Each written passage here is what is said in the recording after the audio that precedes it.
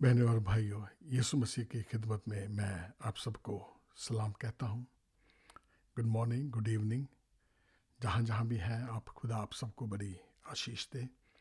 ये मेरी दुआ है आप सबके लिए कि खुदा आपको हर वक्त तंदुरुस्त रखे, सही सलामत रखे, आपकी हर ज़रूरत को खुदा पूरा करे और आपके बच्चों के ऊपर खुदा की रहनुमाई हमेशा होती रहे। उन्हें अच्छा दिमाग मिले, अच्छी संगत मिले, ताकि वो बढ़ें फूलें इस दुनिया में, अपने माँ बाप का नाम रोशन करें और माँ बाप ने जो उन्हें सिखाया है वो यही करें कि खुदा उनके बच्चों पे रहम करता रहे, ताकि वो अपने माँ बाप की तरह प्रभु के लिए काम कर सकें या उसके वचनों पे चल सकें। तो जैसे कि आप जानते हैं कि मैं मॉरिस सैमुअल मिनिस्ट्री की तरफ से हर बुधवार को और सैटरडे को सेम टाइम पे सुबह 9 बजे और इंडियन स्टैंडर्ड टाइम के मुताबिक लगभग शाम को 7:30 बजे मैं आपके सामने इस मंच पे मौजूद होता हूँ, आपसे बातचीत करता हूँ। खुदा के वचन पे हम बातचीत करते हैं, एक दूसरे से को हम प्रभु के वचन में से सीखते और सिखाते हैं। तो आज भी यही मकसद से मैं आपके सामने हूँ। तो इससे पहले कि वचन में चले हम, आइए हम दुआ करें। मेहरबान खुदा बाप, तेरा शुक्र है कि आज फिर ये मौका दिया मुझे कि मैं तेरे वचन के साथ जो तूने मुझे दिया है, मैं तेरे बंदों के बीच में ये शेयर कर सकूं, बांट सकूं। मैं तो है प्रभु, जितने भी लोग सुने या देखें उन सबको बड़ी आशीष देना। तेरे वचन को सुने, बढ़े और रोशनी में चलते रहे। खुदावंद सबको बड़ी आशीष देना। मैं जबकि तेरे वचन को सुनाने जा रहा हूँ, खुदावंद बोलने वाला मैं नहीं, बल्कि तेरा आत्मा मुझ में होकर बातचीत करे। दुआ को सुना कबूल कर, तेरे प्यारे बेटे यीशु के नाम से मांगता हूँ, आमीन आमीन। बहनों भाइयों, आप सबका मैं इस प्रोग्राम में वचन वाचा विश्वास में आपका स्वागत करता हूँ मैं, और ये कामना करता हूँ कि आप सब प्रभु में बढ़ रहे हैं। उसके वचन जो कि मैं सिर्फ वही सुनाता हूँ कि जो इस वचन में हो, और वो सब बातें जो मैंने खुद वचन में से सीखी हैं, जो मेरा एक्सपीरियंस है, मैं वो आप तक लेके आता हूँ, आपको मैं वो सुनाता हूँ। तो जैसे कि आप जानते हैं कि जो पिछला टॉपिक था हमारा कि हम रोशनी की संतान है, तो ये उसका दूसरा हिस्सा है। तो उसी को आगे बढ़ाते हैं हम लोग कि हम रोशनी की संतान है।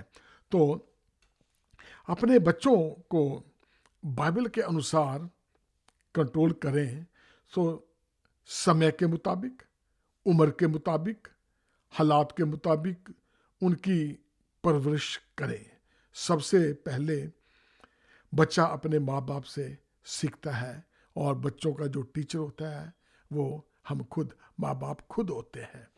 तो ये है कि जो लोग ऑलरेडी पहले से ही खुदा की रोशनी में चल रहे हैं, या जो उसकी संतान अपने आप को समझते हैं, तो वो अपने बच्चों को भी उसी लाइन पे लगाते हैं। हमेशा यही शिक्षा देंगे कि अच्छे काम करो, अच्छी पढ़ाई करो, ताकि बढ़ो फूलो, एजुकेशन अच्छी होनी चाहिए, अच्छा काम मिलेगा। ये सब बातें ठीक है, अच्छा लगता है जब माँ बाप अपने बच्चों को अच्छी बातें बताते हैं, लेकिन इसके साथ साथ उनको खुदा के वचन से भी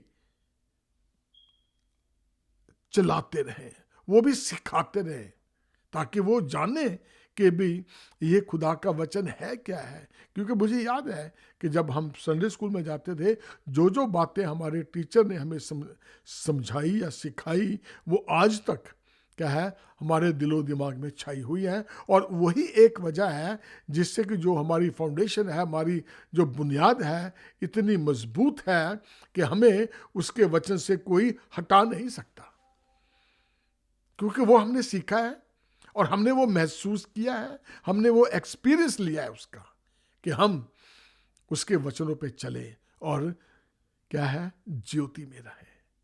क्योंकि टॉपिक तो यही चला रहा पिछले हफ्ते से कि हमने क्या है, हमने ज्योति की संतान कहलाना है। यही खुदा हमसे चाहता है, ये हमें टाइटल दिया है खुदा ने कि जैसे मैं अपने बाप की बातों को मानता हूँ, सुनता हूँ, वो करता हूँ जो वो चाहता है, तुम भी उसी तरह से बनो। क्योंकि जैसे हमारा प्रभु ज्योति में है, उसने हमें भी कहा है कि तुम जगत की ज्योति हो। अगर हमें खुदा ने ये टाइटल दिया है कि हम जगत की ज्योति हैं, तो हमारे काम भी ज्योति वाले होने चाहिए। ठीक है ना? आप समझ गए होंगे कि अब हमने और क्या कुछ करना है। कई शादीशुदा होंगे, कई नाती पोतों वाले भी होंगे, कोई जवान भी सुन रहे होंगे। तो सबके लिए है ये वचन कि जब हम माँ बाप बन जाते हैं तो हमने खुदा के वचन को किस तरह से सिखाना है, समझाना है बच्चों को, ताकि वो भी जिस तरह से हम रोशनी की संतान है, हम अपने बच्चों को भी वही सिखा सकें, ताकि वो भी उसी तरह से वो काम करें जिस तरह से खुदा ने हमें सिखाया, और हम उसको सीखने की कोशिश करते रहते हैं। तो देखिए कि नीति वचन जो है उसका चैप्टर 15 और 24 आयत हमें सिखाती है कि बुद्धिमान के लिए जीवन का मार्ग ऊपर ही की ओर जाता है, इस रीति से वह अधोलोक में पड़ने से बच जाता है। जो डिसिप्लिन है एक किस्म का ये एक प्यार करने का ढंग है। डिसिप्लिन जो है एक तरह से ये तरीका है, ये ढंग है प्यार करने का। अब हमें भी तो मसीह ने डिसिप्लिन सिखाया है कि ये काम नहीं करना, ये गलत है, ये नहीं करना, थोड़े में गुजारा करना, जैसे ऐसे। तो ऐसे ही क्या है, हमने भी अपने बच्चों को क्या है, प्यार, डिसिप्लिन अगर हम करते हैं तो हम अपने बच्चों को प्यार का करने का एक ये ढंग है। ये कोई बुरी बात नहीं है कि अपने बच्चों को अच्छी बातें बताना और उसका डिसिप्लिन करना कि बच्चों, अब देखो, अब अगर आप अपने बच्चों से प्यार करते हैं, बच्चा छोटा है, बच्चा खेल रहा है, चल नहीं पा रहा, लेकिन घुटनों के भर चलता है, चलते चलते चलते वो क्या है, एक जगह आग जल रही है और वहाँ जाए हाथ मारने के लिए, अगर आप में प्यार है तो आपने डिसिप्लिन किया, उसे वहाँ से उठा लिया। ये आपका प्यार बता रहा है, सिखा रहा है। अब छोटा बच्चा है, वो कहे कि मैंने स्विमिंग पूल में नहाना है, तो क्या आप उसे जाने देंगे? उसका डिसिप्लिन करेंगे? नहीं नहीं, वहां नहीं, इतने गहरे में नहीं जाना है। तैरना उसे आता नहीं है, तो उस तैरना जब उसको आता नहीं है तो क्या है, आप उसको डिसिप्लिन में रखेंगे। वही डिसिप्लिन जो है वो हमारे प्यार को दर्शाता है। ये एक प्यार करने का तरीका है। प्रभु भी हमसे यही चाहता है कि हम रोशनी में रहें और रोशनी में ही वैसे काम करें ताकि प्रभु हमारी भी ताड़ना करता है, हमें भी डिसिप्लिन में रहना सिखाता है। हमारी भी कोई हद है, लिमिट है। तो जब हम उस लिमिट को लांघ लेते हैं तो क्या है, हम अंधेरे की ओर बढ़ जाते हैं। मत्ती चैप्टर 7 उसकी 9 से 11, तो यहाँ पे ये बताती है हमें कि अच्छे माँ बाप अपने बच्चों को अच्छी चीजें देते हैं। बड़ी अच्छी बात है। मैंने तो आज तक कोई माँ बाप ऐसा नहीं देखा जो अपने बच्चों को बुरी चीजें देता है। अच्छे माँ बाप अपने बच्चों को अच्छी चीजें देता है। ये भी एक प्यार करने का एक ढंग है, एक तरीका है। जैसे कि आप जानते हैं कि बाइबल में हमने सीखा है कि वचन बताता है कि के कोई ऐसा माँ बाप है जो बच्चा रोटी मांगे और वो उसे पत्थर दे, मछली मांगे तो सांप दे, अंडा मांगे तो बिच्छू दे। कोई ऐसा माँ बाप है? कोई नहीं है, क्योंकि आप उनसे प्यार करते हैं। तो ये बहुत जरूरी है, देखें कि हम अपने बच्चों को किस तरह से सिखा रहे हैं। अगर हम ऐसे माँ बाप होते हुए अपने बच्चों के लिए इतना कुछ करते हैं, तो जो हमारा प्रभु है वो हमारे लिए क्यों नहीं करेगा? जब हम उससे दुआ मांगेंगे अपने बच्चों के लिए, तो वो हमसे हमारी दुआ को क्यों नहीं सुनेगा? शर्त यही है कि हम किस मतलब से मांग रहे हैं। क्या उस में कोई बुराई तो नहीं है? हमारी सोच बुरी तो नहीं है? क्या यही तो नहीं है अपने मतलब के लिए कि बस खुदा इसे तंदुरुस्ती दे, बड़ा पढ़ा दे, ताकि वे जब ज़्यादा अच्छी नौकरी मिले, ज़्यादा पैसे कमाओ, बड़ा घर लेंगे, ये लेंगे, वो लेंगे। तो ये जो बातें हैं, ये सब प्रभु देखता है कि जो मांग रहा है वो किस पर्पस से मांग रहा है, हमारी नीयत कैसी है, हम क्या चाहते हैं, क्यों चाहते हैं। खुदा ये सब चीज़ें देखता है, जांचता है, परखता है। तो ये देखें कि अगर आज हम अपने बच्चों के लिए कुछ मांग रहे हैं तो क्या मांगना है, प्रभु हमारे बच्चों को ज्योति में रहने दे, ताकि उनको अच्छाई की बुराई की पहचान हो सके, अंधेरे की और ज्योति की पहचान हो कि अंधेरे में कौन से लोग रहते हैं और ज्योति में कौन से लोग रहते हैं। जब तक हम उनके बचपन में ही उन्हें इस काबिल ना बनाएंगे, तैयारी नहीं करेंगे, तो बड़े होके क्या होएगा, उन्हें बिल्कुल नहीं पता लगेगा कि हमने क्या करना है, क्या नहीं। जब माँ बाप अपने बच्चों के लिए दुआ करते हैं तो क्या है, हम बच्चों को शुरू से पता लग जाता है, समझ आ जाती है, खुदा का समर्थ उनमें काम करता है और बच्चों को हर बुराई से बचा के रखता है। तो जो लोग रोशनी में नहीं चलना चाहते, अंधेरे में रहना पसंद करते हैं, खुदा भी उन्हें उनकी निकम्मी आदतों पर छोड़ देता है ताकि वे अनुचित काम करें। इसलिए सब बुराई, अधर्म, दुष्टता, लोभ, बैर भाव से दूर रहे। तो देखो, अब आप ये चीज को जाने, अगर आप माँ बाप हैं, आपको पता है ज्यादा कि आप अंधेरे में चल रहे हैं कि रोशनी में चल रहे हैं, और कितने सालों से हम लोग मसीही हैं, कितने सालों से हम लोग प्रभु के वचन को सुनते आ रहे हैं। कहीं हम ढीठ तो नहीं हो गए कि वचन को इस कान से सुना और इस कान से निकाल दिया। क्या इस वचन का हम पे कोई प्रभाव पड़ रहा है कि नहीं पड़ रहा है? हम रोशनी में चल रहे हैं कि नहीं चल रहे हैं, कि सिर्फ दिखावे के लिए रह गए हैं? अगर हम इस चीज को नहीं सीरियस लेते आज, तो क्या हम अपने बच्चों को शिक्षा दे पाएंगे? एक दिन क्या होगा, जैसे वचन बताता है कि जब आप अंधेरे में ही चलना चाहते हैं, आपने रोशनी में आना ही नहीं है, तो खुदा भी क्या करता है कि हमको उसी चीज के लिए छोड़ देता है। चलो भाई जाओ, अब बड़ी कोशिश कर ली है, कितने साल हो गए हैं, क्रिश्चियन स्कूल में पढ़े हैं, मसीही नाम भी रखा हुआ है, 60, 70, 80 साल की उम्र हो गई है, अभी भी लोग उसी काम में फंसे हुए हैं। तो अब क्या सुधरोगे, क्या दूसरों को सुधराओगे? तो फिर क्या कहता है, खुदा भी हमें छोड़ देता है। वचन क्या बताता है कि जो लोग खुदा भी उन्हें उनके लिए उनकी बुरी आदतों में छोड़ देता है, उनकी इच्छाओं पे छोड़ देता है कि जाओ भी, जो तुमने करना है अब कर लो। तो इफिसियों 6 उसकी 1 से 4, तो माता पिता की बच्चों ने इज्जत करनी है, आज्ञाकारी बनना है, क्योंकि यही उनके लिए अच्छा है।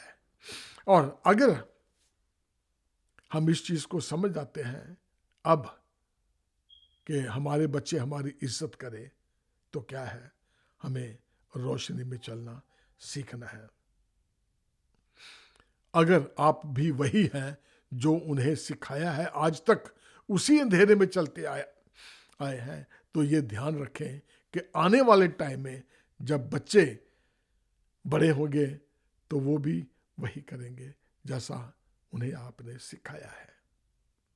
और जब आप उन्हें अच्छी चीजें सिखाएंगे तो बड़े होके क्या है, माता पिता बच्चों आपकी इज्जत करना सीख जाएंगे। वो उन्हें हेरा फेरी करनी, गलत काम करने, बच्चों को झूठ बोलना, ये जब चीजें सिखाते हैं ना हम बच्चों को, तो वो फिर एक दिन क्या होता है, वो फिर आपको सिखाना शुरू कर देंगे।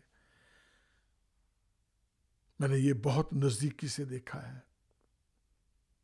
मैंने भी ये गलती की है, तभी मैं बता रहा हूं कि कभी भी बच्चों को ऐसी चीज़ें ना सिखाओ कि बड़े होके उनकी वही आदत बन जाए और ये लत उनको लग जाए।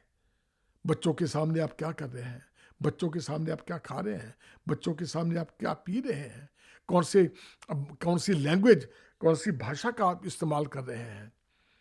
बहुत अलर्ट रहें।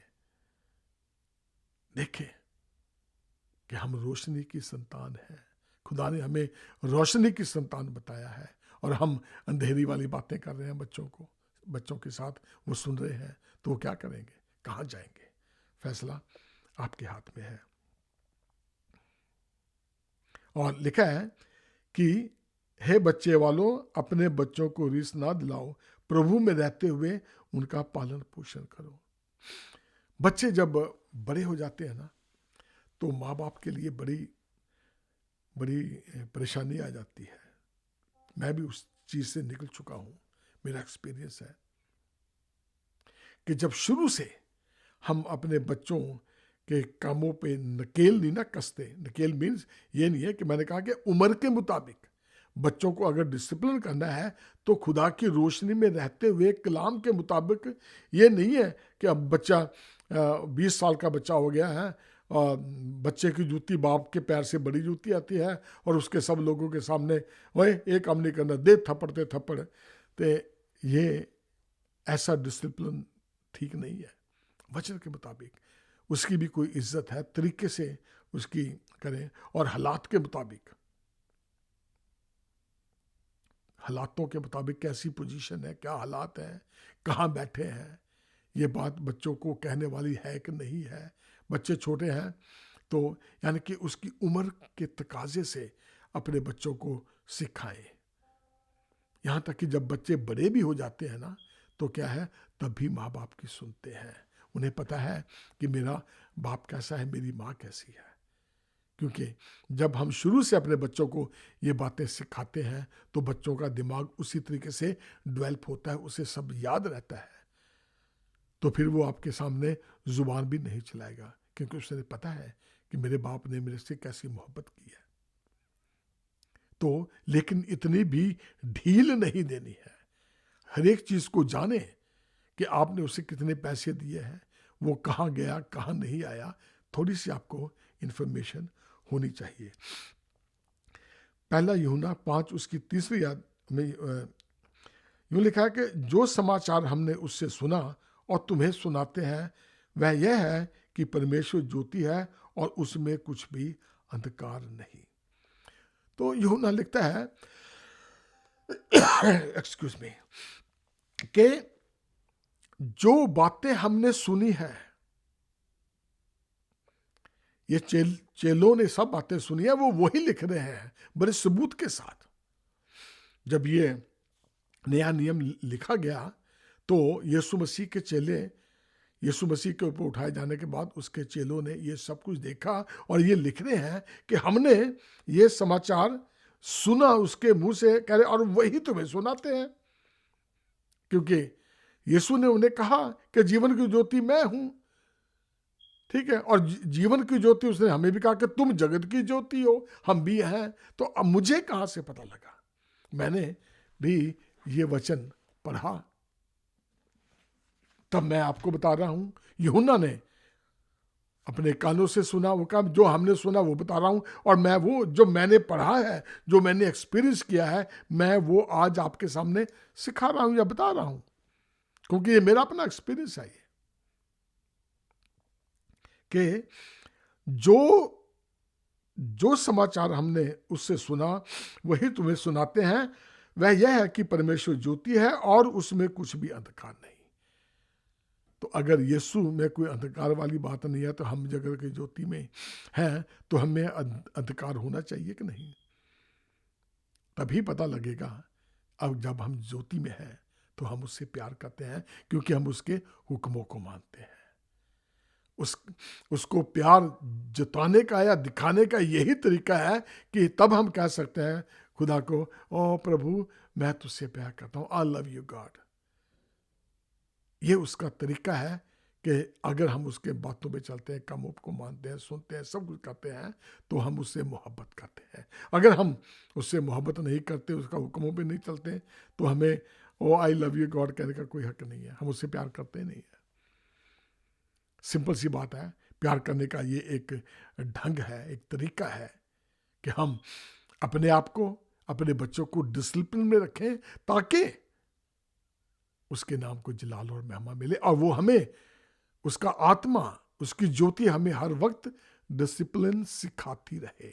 क्योंकि डिसिप्लिन में रहना और सिखाना ये एक प्यार की निशानी है, एक ढंग है, एक तरीका है कि जब हम डिसिप्लिन में रहते हैं तो हम क्या है, अंधेरे से बचे रहते हैं। प्रभु ने हमारे ऊपर वही रोशनी डाली है। उसने कहा, जगत की ज्योति मैं हूं, जो मेरे पीछे चलेगा वह अंधकार में ना चलेगा, परंतु जीवन की ज्योति पाएगा। जैसे मैंने पहले भी पढ़ा था, यूहन्ना चैप्टर 8 उसकी 12वीं आयत में यही लिखा हुआ है कि हमारे ऊपर वही रोशनी डाली गई है। तो बहनों और भाइयों, इस चीज पे को थोड़ी गौर करो और सोचो कि हम किसकी संतान है। हमने रोशनी में कैसे चलना है, कि क्या हम उसी उसी दुनिया में खोए रहेंगे, अंधेरे में ही रहेंगे? कब तक रहेंगे? और कब तक अपने बच्चों को यूं ही रहने देंगे? सारे माँ बाप अपने बच्चों को बहुत प्यार करते हैं और नहीं चाहते कि कोई नाश हो। तो बहनों और भाइयों, अपने बच्चों को भी सिखाओ कि हमने रोशनी में रहना कैसे सीखना है, क्योंकि हमें प्रभु ने खुद जगत की रोशनी बताया है। हमारे काम दुनिया में दिखने चाहिए कि मसीही लोगों के काम कैसे हैं, ताकि हम वो देखने वाले, सुनने वाले उसके नाम को जलाल और महिमा दे सके। प्रभु की ज्योति के बगैर हम अंधेरे में हैं बहुत। अगर हम पे उसकी ज्योति नहीं चमकेगी तो क्या है, हम भी अंधेरे में ही है।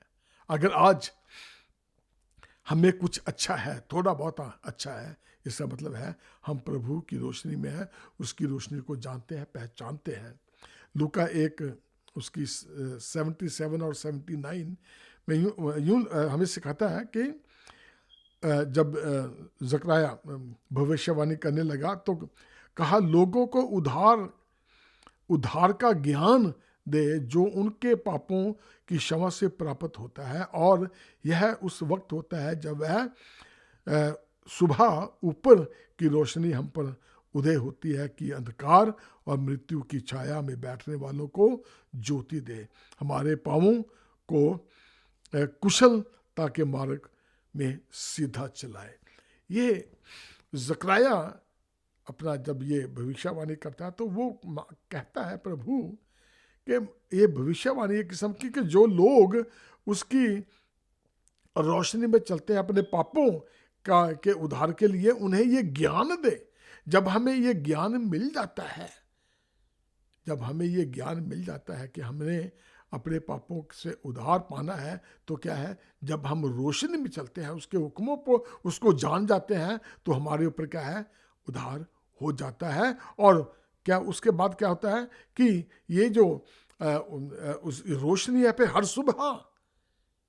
सुबह हम पे पड़ती रहती है, और ताकि हम मृत्यु की जो भी छाया में बैठे हुए हैं, क्योंकि अंधेरा क्या है, मृत्यु है, क्योंकि जो अंधेरे में बैठे हुए हैं, मृत्यु की छाया में बैठे हुए हैं, वो ज्योति पाए, वो उनको ज्योति मिले, ताकि वो जान सके कि हमने अब ज्योति में आना है।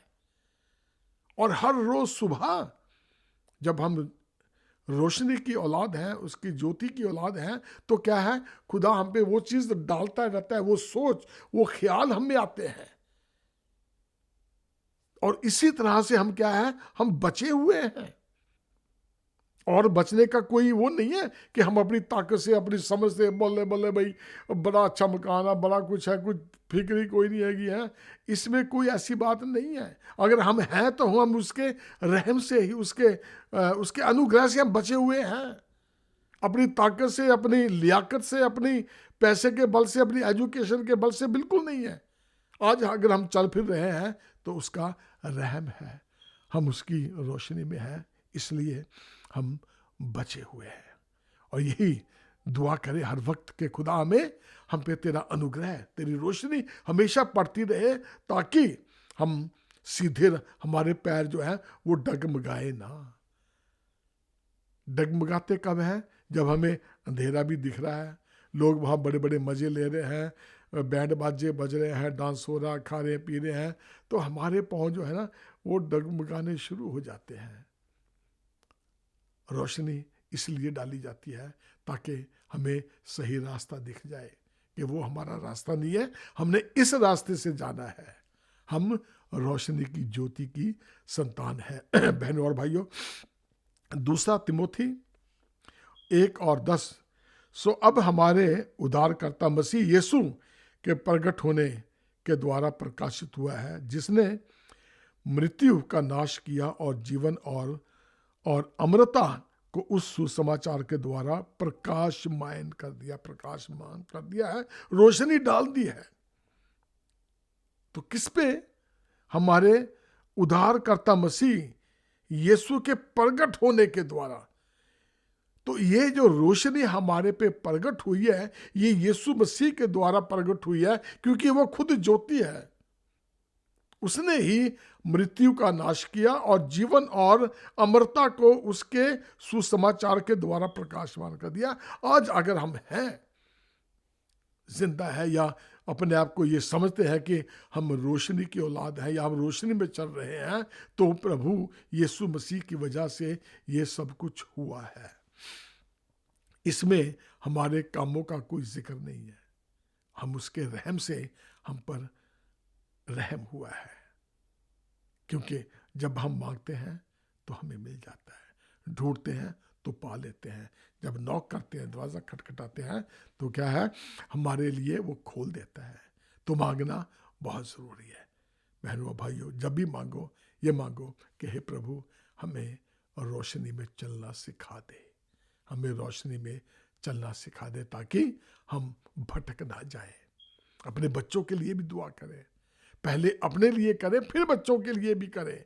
जब तक आप नहीं चलते रोशनी में, बच्चों को नहीं चला सकते। हमें रोशनी में चलना हमारे लिए बहुत ज़रूरी है। प्रकाशित प्रेरितों के काम 26 और उसकी 8वीं आयत, इसमें आपने देखा होगा कि जब पौलुस का जब दिल चेंज हुआ, तो जब खुदा ने उसे अपने लिए इस्तेमाल करना चाहा, तो खुदा ने उसको क्या है, आप जानते हैं कि उसको अंधा कर दिया और वो कुछ देख ना पाया, जबकि वो मसीहों को यातनाएं देने जा रहा था, पकड़ने जा रहा था, पकड़ के जेल में डालता था वो।